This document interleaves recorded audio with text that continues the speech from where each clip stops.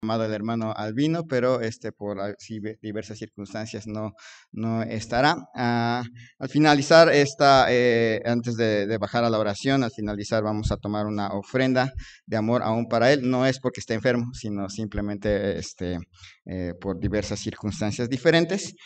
No está aquí en esta tarde noche. Una de las cosas que pues les animo, vamos a estar haciendo, vamos a llegar al aniversario número 40 y se me hace que es bueno aprovechar la oportunidad para que el pastor venga y hay que esta ofrenda que vamos a estar recogiendo en los diferentes meses tiene como finalidad buscar la manera de traerlo en el aniversario 40. Pues ya Dios dirá si está en el 45 y Dios dirá si está en el 50 o si todos nosotros estamos en el 50, sea lo que sea, pues sería bueno que en estos aniversarios que son especiales, nuestro anterior pastor pueda estar. Y pues es lo que, ¿cómo diríamos? El terror de los predicadores. El terror de los predicadores es tener que aventarse una predicación cuando no estaba programado. Eso es así como que lo que más le da miedo a un predicador o a un pastor es que su invitado no esté improvisadamente. Entonces, les invito a buscar en sus Biblias el libro de Hechos, capítulo 6. Aunque vamos a tomar más tiempo para hacerlo de una manera más detallada. Hechos capítulo 6 es algo que estábamos compartiendo con los hermanos diáconos el día de ayer. Hechos capítulo 6, versículos 1 al versículo 7, dice así. En aquellos días, como creciera el número de los discípulos, hubo murmuración de los griegos contra los hebreos, de que las viudas de aquellos eran desatendidas en la distribución diaria. Entonces los 12 convocaron a la multitud de los discípulos y dijeron: no es justo que nosotros dejemos la palabra de Dios para servir a las mesas. Buscad pues, hermanos, de entre vosotros a 7 varones de buen testimonio, llenos del Espíritu Santo y de sabiduría, a quienes encarguemos de este trabajo, y nosotros persistiremos en la oración y en el ministerio de la palabra.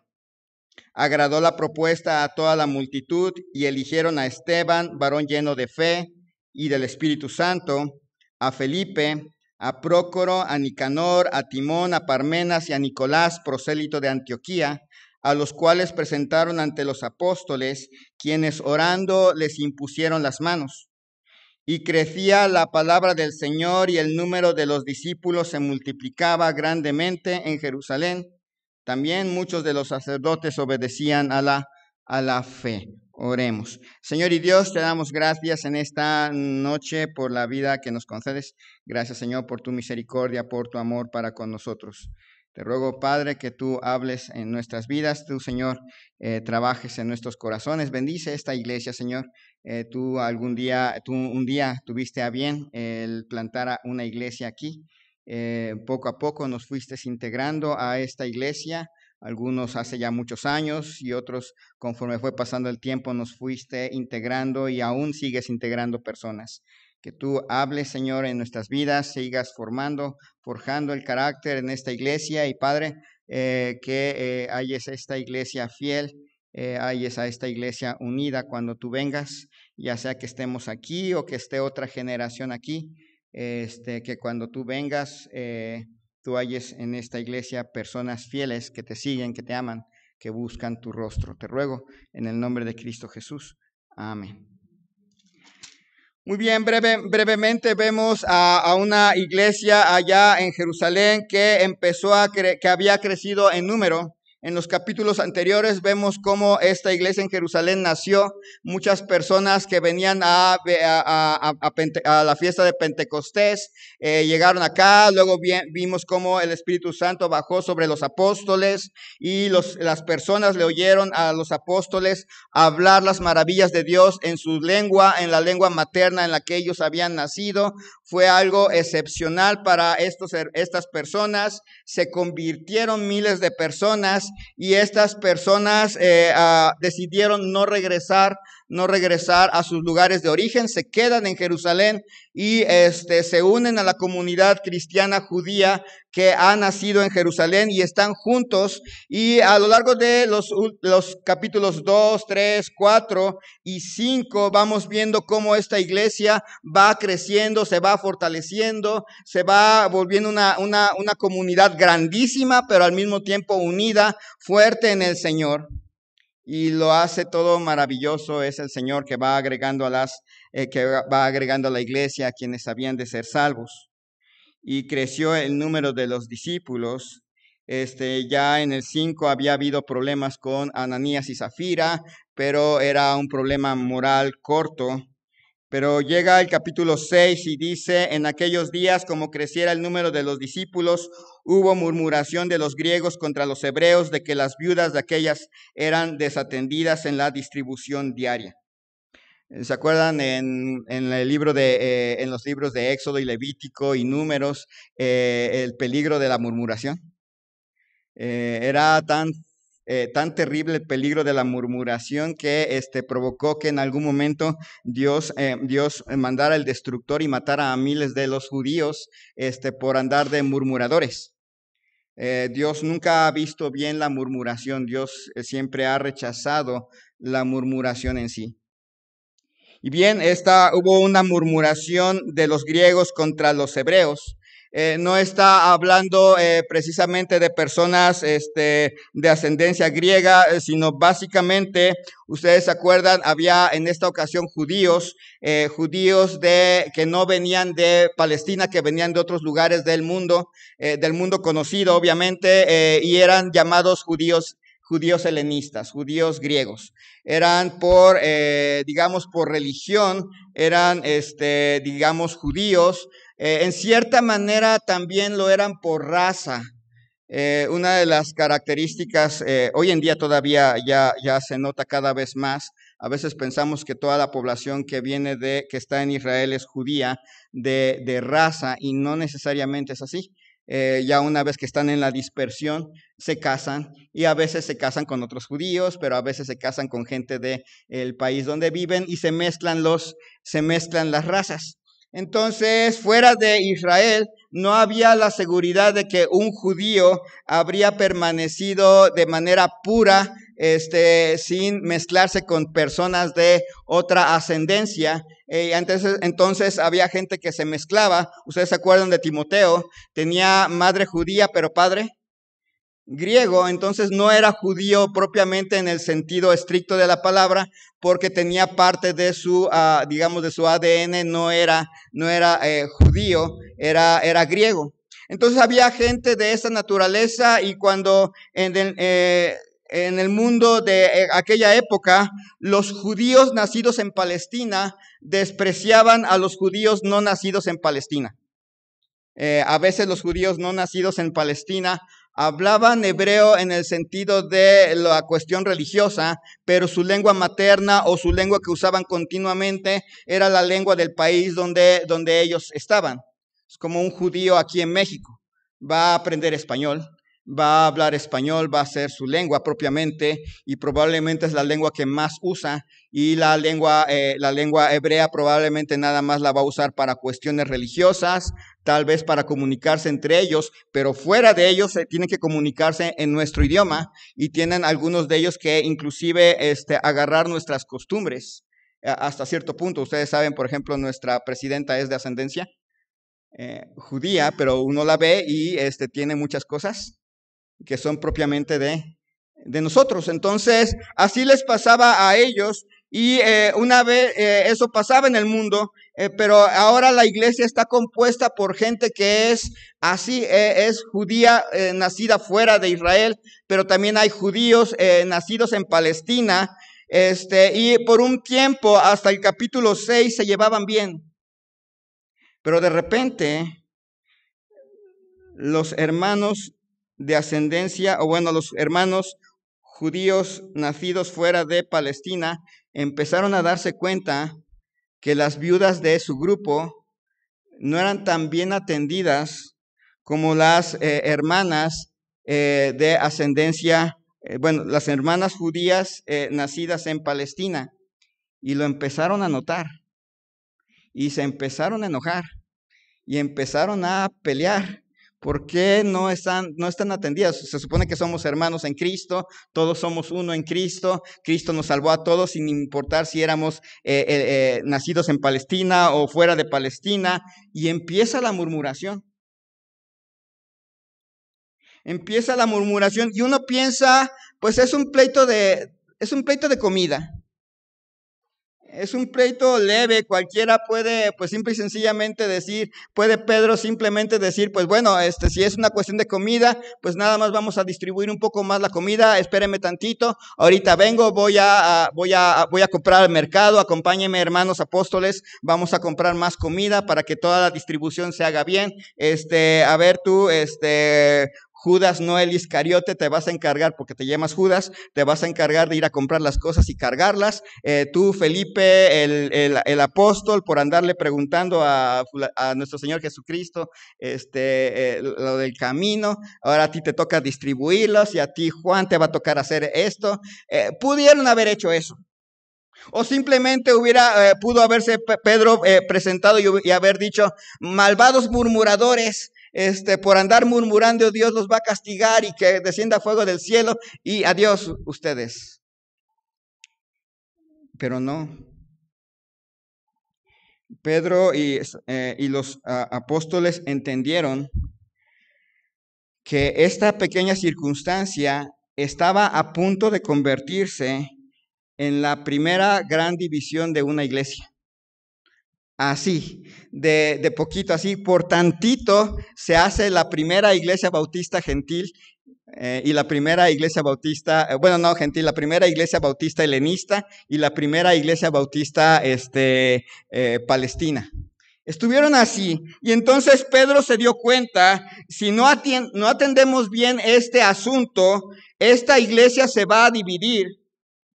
Esta iglesia va a dividirse y va a ser el peor testimonio que hayamos dejado en la historia. Y hubiéramos tenido aquí en capítulo 6 la primera gran iglesia de Cristo, aunque no se llamaban cristianos todavía en ese entonces, la primera iglesia cristiana que se divide.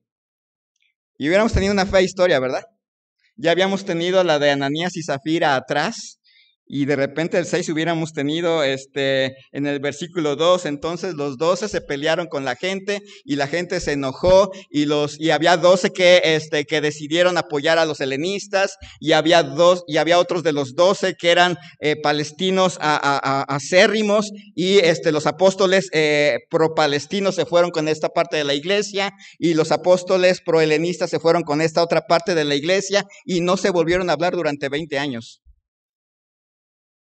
Pero no, dice el versículo 2, entonces los 12 convocaron a la multitud de los discípulos y dijeron, no es justo que nosotros dejemos la palabra de Dios para servirla a las mesas. Agarra Pedro y dice que convoca a la multitud, convoca a la iglesia. Cuando nosotros convocamos a la iglesia, convocamos a la membresía de la iglesia es de 90 personas. Y uno dice, bueno, y 90 personas, de esas 90 llegan 70. En el mejor de los casos, siempre nos faltan 20. Y aún así, 70, el día en que algunos de ustedes, Dios los llame como pastor, van a darse cuenta que tener 70 allá, del otro lado es no muy fácil. Pero ahora imagínense una iglesia de más de 3,000 personas. Convoca a la iglesia. Entonces tiene a 3,000 personas alrededor y les va a exponer un problema. No, debió haber sido impresionante. Debió haber sido hasta aterrador.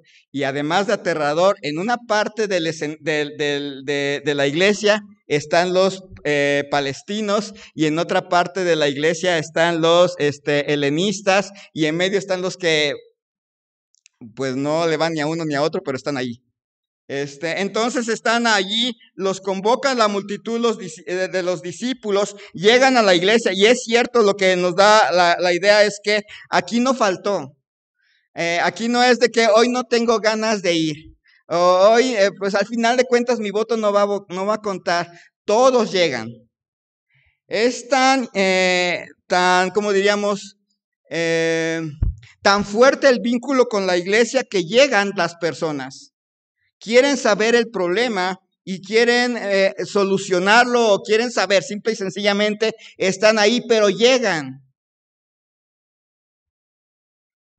Y Pedro les dice, no es justo que nosotros dejemos la palabra de Dios por servir a las mesas. Yo supongo que también en la iglesia de Jerusalén debió haber habido gente que le gusta opinar sin saber. Y seguramente debió haber habido alguno. Lo que pasa es que Pedro no quiere servir.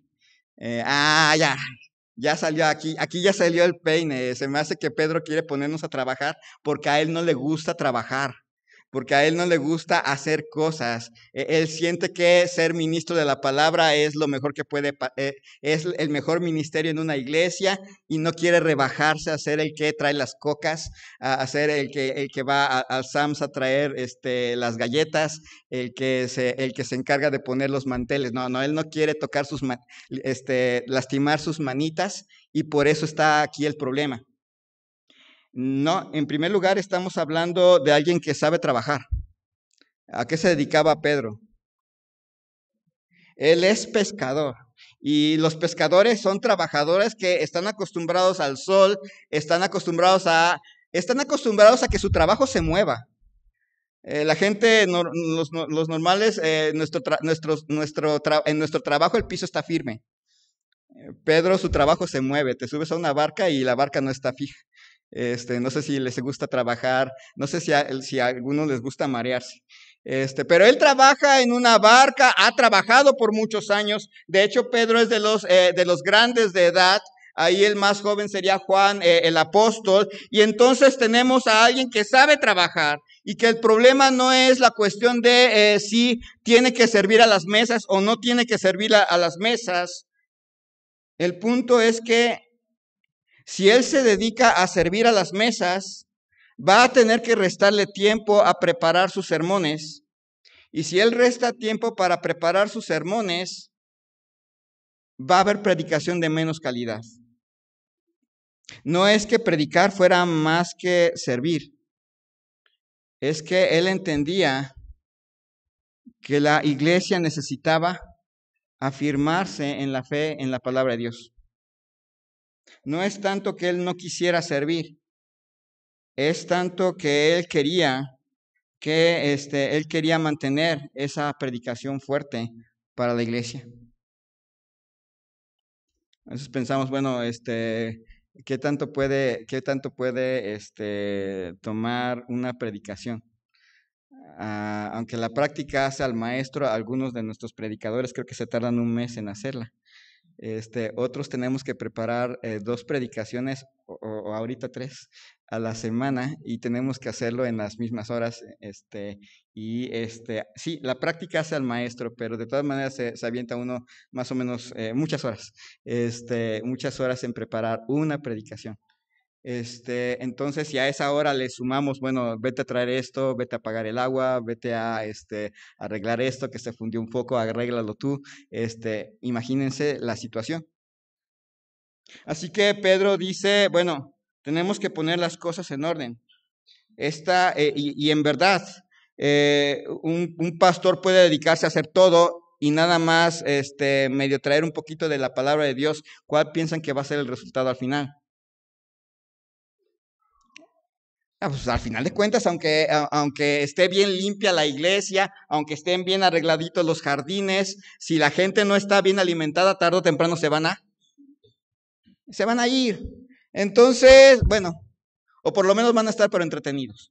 Entonces, lo que hace Pedro es, dice versículo 3, buscad pues, hermanos, de entre vosotros a 7 varones de buen testimonio, llenos del Espíritu Santo y de sabiduría, a quienes encarguemos de este trabajo. Una de las características que van a notar en este pasaje, lo estábamos leyendo ayer, es que la palabra diácono no aparece en este pasaje. Aparece la forma verbal, pero no la forma diácono. Busquen diáconos. No, nada más dice, busquen pues, hermanos, de entre vosotros a 7 varones de buen testimonio, llenos del Espíritu Santo y de sabiduría, a quienes encarguemos de este trabajo. Primero le dice a la iglesia, esta es la solución, ustedes busquen. Noten que Pedro no le dijo, pues yo les propongo, bueno, tenemos este problema y yo les propongo a este y a este, para que ustedes vean, para que ellos se encarguen de esto. ¿Ya notaron que no lo hace? Pedro les dice, busquen ustedes, hermanos. Busquen pues, hermanos, de entre vosotros a 7 varones. No les dice a quiénes, ni tampoco pone énfasis, no pone énfasis en habilidades. No dice, busquen pues, hermanos, de entre vosotros a 7 varones que sepan comprar, a 7 varones que sepan escoger comida, porque pues si escogen a varones y ellos escogen jitomates echados a perder, pues vamos a tener un problema. No les dice, busquen ustedes gente que sepa reparar, gente que sepa distribuir, gente que sepa las medidas para hacer bocadillos exactos. No, dice, busquen entre vosotros 7 varones y da características, pero esas características son específicas. Varones de buen testimonio. Busquen de entre ustedes varones que tengan un testimonio bueno, que la gente, que sean irreprensibles, que sean personas que digamos, cuyo carácter y conducta sean imitables. Noten ese peso. Da el peso. Iglesia, busquen personas. No la persona que sepa hablar más, no la persona que sepa empujar más, no, personas de buen testimonio en primer lugar. Y luego dice, llenos de 2 cosas, el Espíritu Santo y llenos de sabiduría. 2 cosas bien necesarias. Varones que sean no perfectos, pero por lo menos tengan un testimonio de que el Espíritu Santo les llena. Hacen las cosas en dependencia al Espíritu Santo, no en dependencia a sus fuerzas, no en dependencia a sus ganancias, no en dependencia a su poder, sino en dependencia al Espíritu Santo.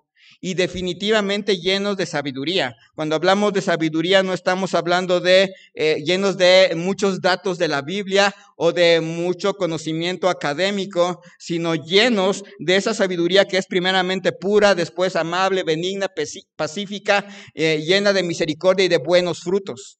Es esa sabiduría. Llenos de sabiduría a quienes encarguemos de este trabajo. Pedro está a punto de decir, bueno, está diciendo, vamos a dividir el trabajo. Unos van a servir a las mesas y otros van a predicar, pero ninguno de los dos son superiores el uno al otro. ¿Cómo lo sabemos? Por los requisitos que da para los que van a servir a las mesas. ¿Cómo debe ser el que va a servir a la mesa?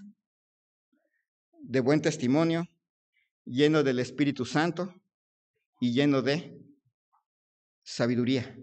Así debe ser el que va a servir a las mesas. No se trata de elegir a la persona más capaz, sino de entre ustedes al más espiritual. Ya lo notaron que es diferente. No es al más popular, es al más espiritual, porque alguien puede ser popular sin ser espiritual. Alguien puede tener conocimientos, alguien puede tener mucha, facilidad de hablar, pero si no hay espiritualidad se convierten en un verdadero peligro para la iglesia. Acuérdense, están tratando de evitar que la iglesia se divida. Así que tienen que buscar hombres que eviten que la iglesia se divida, no que provocan una división.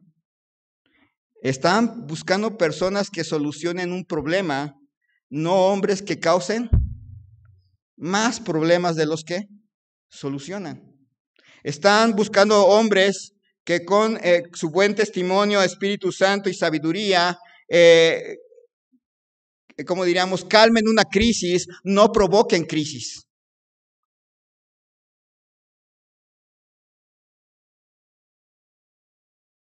Y dice, y nosotros persistiremos en la oración y en el ministerio de la palabra. Ellos van a estar trabajando en la predicación, que ya es un trabajo de por sí, pero alguien se tiene que dedicar al servicio de las mesas, pero servir a las mesas no es un trabajo inferior, es tan superior como que las características de los diáconos se parecen a las características de los pastores.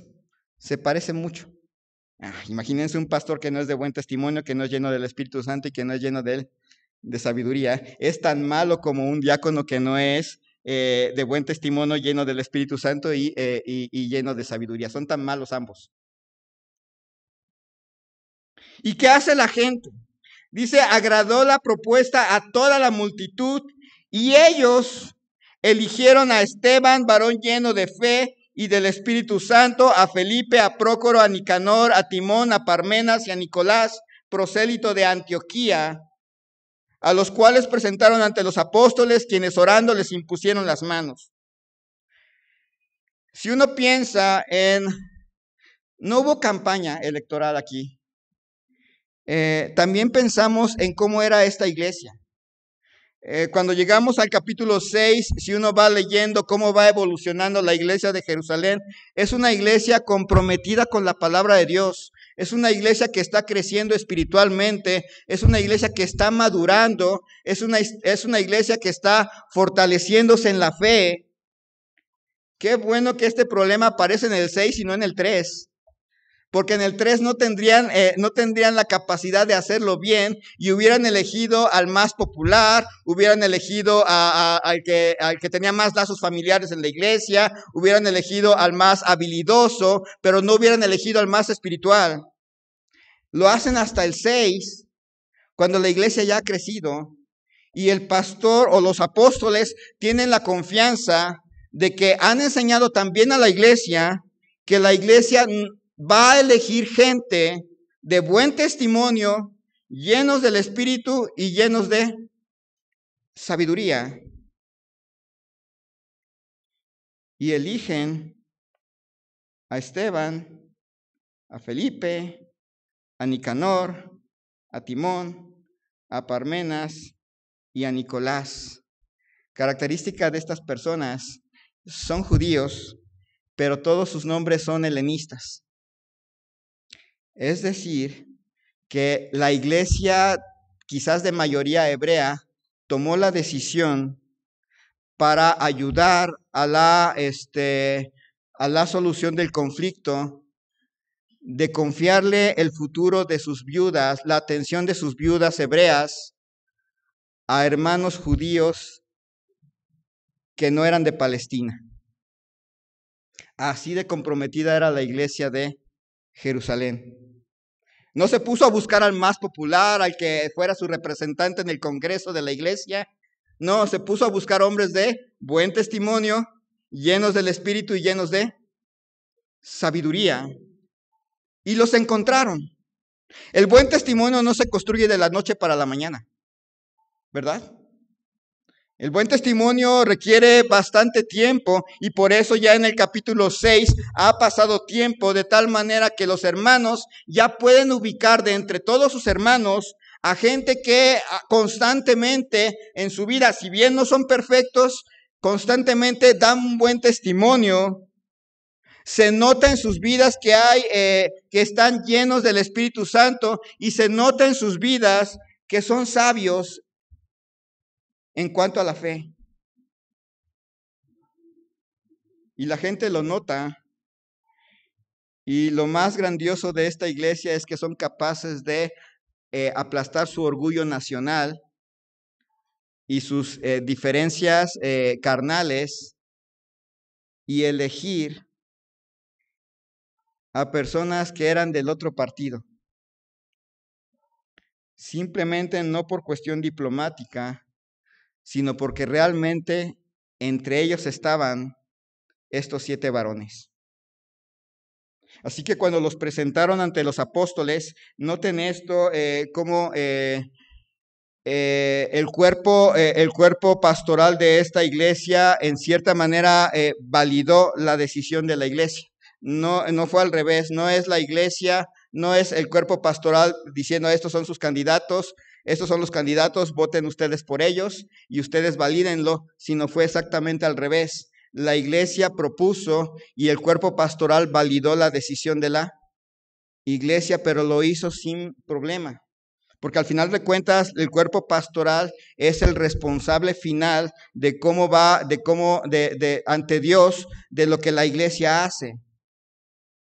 Así que no fue una imposición de la iglesia, yo quiero este diácono, sino tanto el pastor, los pastores aquí, los apóstoles, pudieron confiar en que la iglesia era tan madura que iba a elegir a 7 varones de buen testimonio, llenos del Espíritu y llenos de sabiduría, y no les causó problema orar por ellos e imponerles las manos. La iglesia estaba consciente, necesitamos solucionar el problema, no voy a elegir al que habla más bonito, pero que siempre se la pasa metiéndose en problemas. No lo vamos a elegir porque definitivamente en lugar de hacer más chiquito el problema, lo va a hacer más grande, y lo que queremos es que los problemas se hagan más pequeños.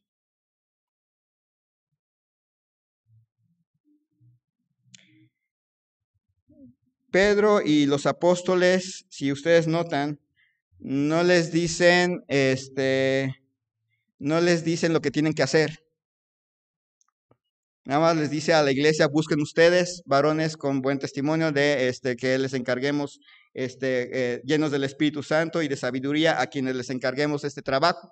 Y la gente identificó claramente a los hermanos que eran de buen testimonio, llenos del Espíritu Santo y de sabiduría. Los presentaron a los apóstoles y los apóstoles les impusieron las manos, oraron, y para los apóstoles no fue problema decir ahora resolucionen el problema.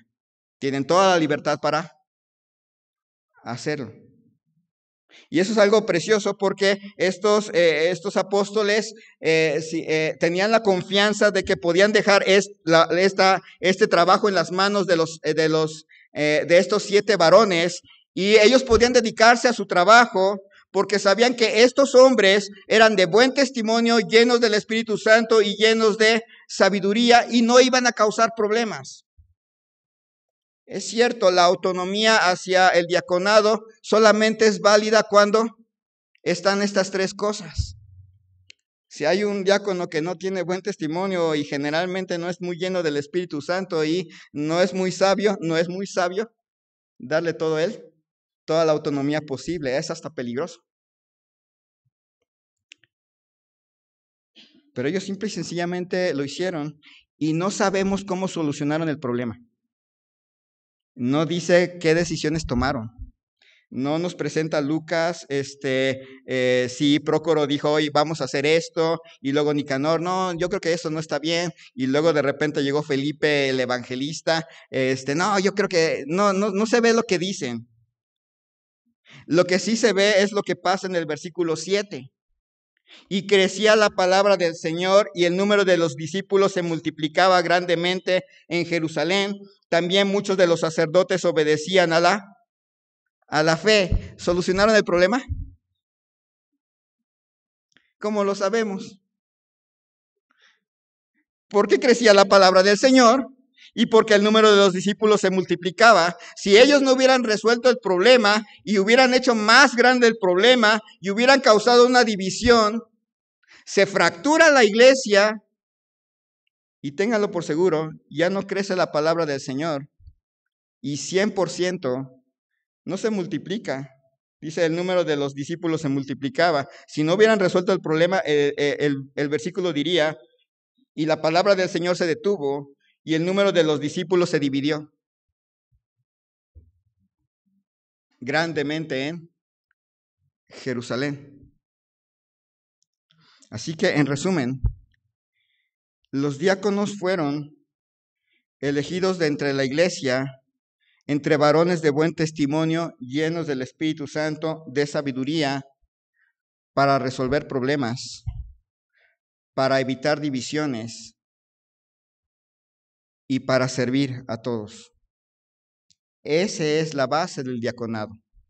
Todo lo que está fuera de eso es inferior a lo que la Biblia nos deja, que es el cuerpo de diáconos. Les invito a estar orando por nuestro cuerpo de diáconos, que siempre sean varones llenos de el Espíritu Santo, llenos de sabiduría y de buen testimonio, que no dividan, sino unan y sirvan. Vamos a orar. Señor y Dios, te damos gracias en esta noche por la vida que nos has concedido. Gracias, Señor.